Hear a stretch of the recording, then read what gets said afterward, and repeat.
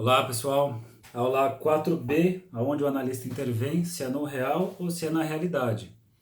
Então é dando continuidade à aula anterior, né, sobre real e realidade.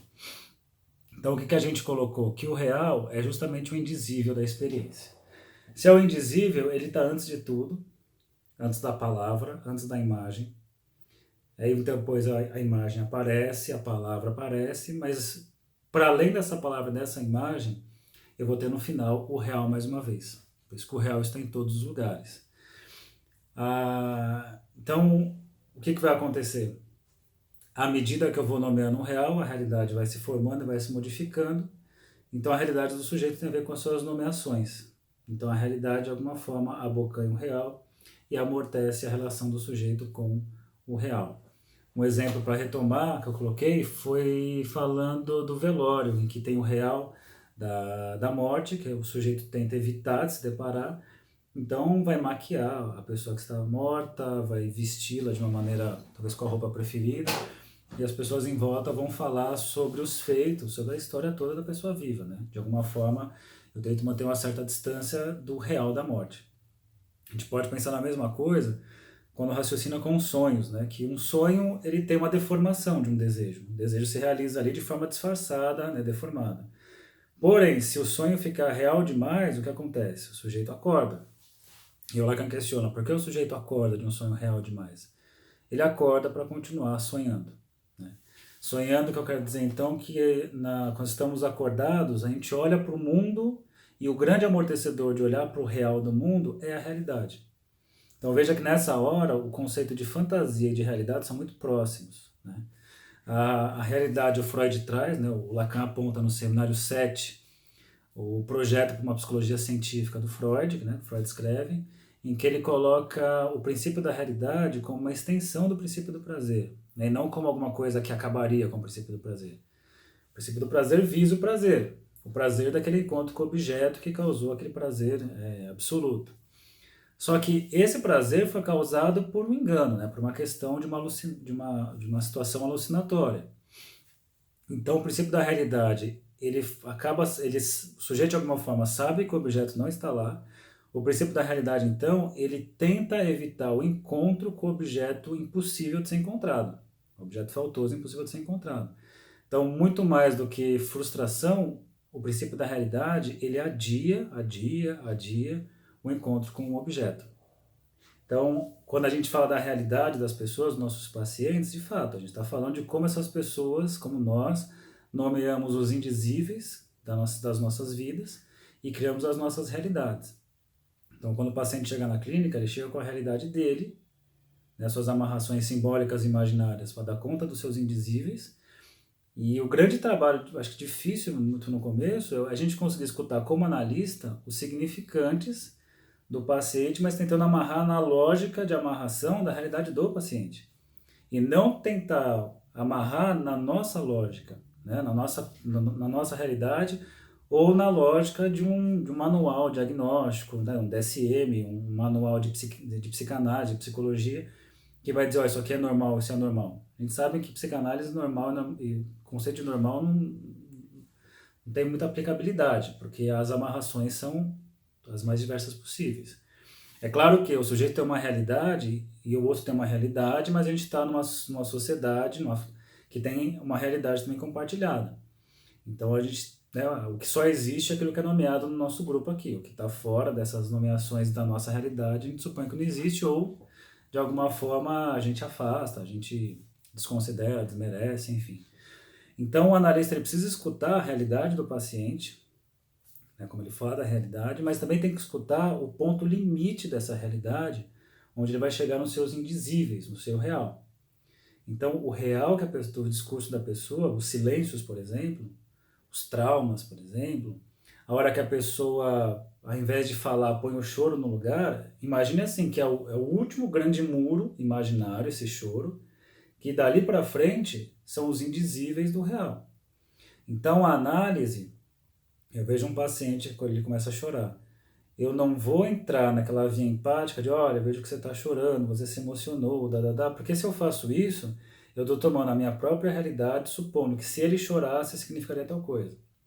Por isso que a minha intervenção seria muito mais assim, o que aconteceu? Né? O que acontece que você está chorando? E a pessoa não consegue dizer, eu por respeito a isso, aos indizíveis que estão próximos dela, eu vou dar o tempo para que ela possa se arriscar a começar a nomear. Mas a nossa tendência frente ao novo, né, frente ao indizível, o que, que é? É fazer da mesma forma de antes. Então, a gente sempre cai nas repetições. Aliás, aproveitando a repetição, que é um conceito fundamental da psicanálise que aparece na clínica o tempo todo, as repetições acontecem. Mas por que acontece? O Lacan vai dizer, a repetição não é desses eventos. O que se repete é o real. Os indizíveis sempre aparecem. Mas sempre frente ao indizível, o sujeito, ao invés de tentar criar uma nova nomeação, uma nova coisa, ele vai lá e nomeia do velho jeito de sempre. Né? Então, na clínica, você verifica isso. A própria transferência, daria para pensar um pouco por essa via, de quando a pessoa está diante de um outro, ela está supondo quem é esse outro, pelo nível imaginário. Se o analista não sustenta quem é esse outro, não banca esse lugar, vai começar a aparecer como desconhecido uma interrogação na realidade do paciente. Isso vai causar meio que um trincamento do narcisismo e nesse trinco vai aparecer ali a fenda do real. Então esse analista começa a ocupar um lugar do real para mim. Isso vai me angustiar. Então eu vou me apressar para começar a tentar nomear que indizível é esse. Aí vai ser um indizível que eu nomeio como a replicação do pai, da mãe, do tio, de alguém da minha história. Então, frente ao novo, que eu poderia criar um novo, né? Frente ao real novo, eu poderia criar um novo, eu vou lá e tento nomear das mesmas formas de antes. Então, nesse sentido, o analista está o tempo todo apontando para o futuro, para o real. Né? Por isso que eu coloco que a psicanálise não é uma abordagem que fica na infância. Ela fica na infância porque a infância tem as primeiras nomeações do real, e eu volto a elas para que a pessoa possa falar disso, mas sair disso e nomear de uma outra maneira. Então, na minha opinião, a psicanálise sempre aponta para o futuro e não para o passado. Né? Então, esse caráter, acho que do real é importante a gente falar, até coloquei no texto que toda ação humana no mundo é uma forma de tentar trazer para uma realidade humana, de prever eventos, controlar eventos, mas aí você vai ter situações que escapam a qualquer controle. Você pode ter lá uma ciência que desenvolve um navio que não afundaria de jeito nenhum, ou uma previsibilidade de eventos, sei lá, marítimos, que pode ser que uma hora venha um fenômeno tão maior que destrua tudo. Então, o real ele é maior do que tudo. A gente tenta, de alguma forma, pegar o mundo nas suas imprevisibilidades e encaixotar dentro das previsões. Isso é a realidade. Mas tem sempre algo que pode romper tudo isso aparecendo no real. Então, o real sempre insiste. Tanto é que mais para frente no grupo aqui, eu vou aproximar o real da pulsão de morte. Né? Porque o indizível sempre vai atravessar tudo. Então, por isso, a gente está chegando no final aqui. Quando a gente faz a intervenção no real, a gente está apontando para a criatividade do paciente. Se eu fico na realidade, eu vou apontar para a adaptação do paciente. Se eu fico dentro do modelo empático, de me colocar no lugar do outro, ou de saber o que ele quer dizer com aquilo, ou de achar isso na literatura, o risco que eu tenho é de começar a duplicar uma pessoa, de começar a reduzi-lo aos meus significantes. Então, quando eu aponto para o real do paciente, isso vai causar angústia, obviamente, ele vai precisar nomear essa nova parcela. Essa nova parcela nomeada de real vai entrar na cadeia da realidade, ou seja, como um novo significante, e lembrando da regra, cada novo significante que entra na frase modifica o sentido da frase. Então o esquema é assim, o sujeito tem sua realidade, os indizíveis à sua volta. Quem não quer se haver, ele quer ficar ali, quer que você me mantenha dentro da minha realidade protegida. O lacaniano, ele aponta assim, não, vamos para fora. Quando vai para fora, não é o analista que nomeia, o próprio paciente nomeia. E quando ele nomeia, uma parcela de real nova é nomeada, isso então passa a ser um novo significante que entra nessa cadeia. Ao entrar nessa cadeia, você causa toda uma movimentação por conta desse sentido retroativo. Então, nesse momento, a realidade se modifica.